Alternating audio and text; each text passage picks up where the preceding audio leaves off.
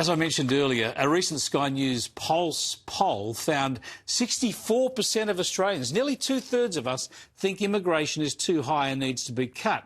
This is such an important issue, driving votes to One Nation.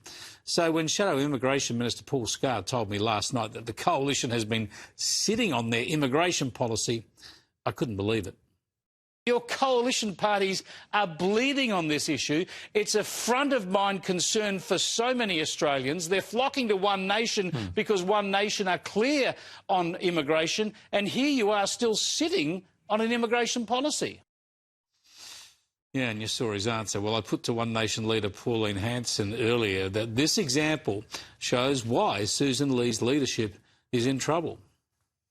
Totally agree with you, Chris, because I have been very consistent over my 30 years in this career of tackling immigration, and especially the last few years under the Labor government, mass migration's coming into the country.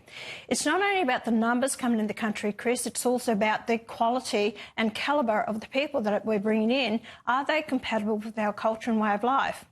Let me just put it to you also, the numbers we're bringing in.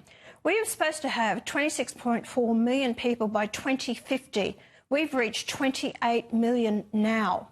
That's why we can't keep up with the housing, infrastructure, water, nursing homes, hospitals. Everything is failing.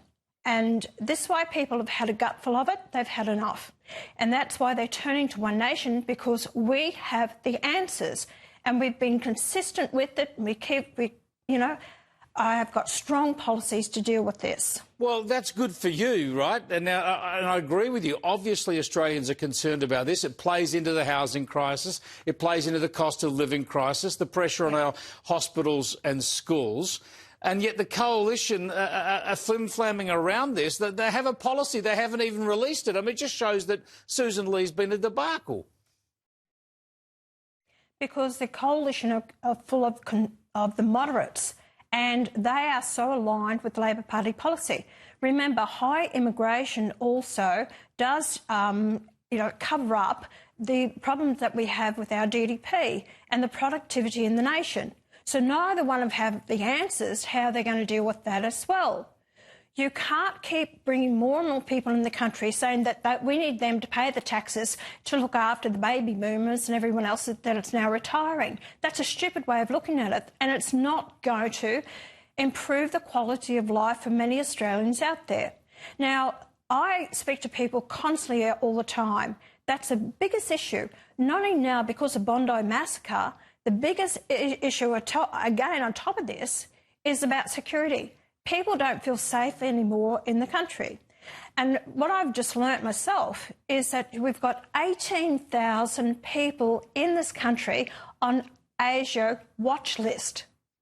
That concerns me greatly. What are they doing about that?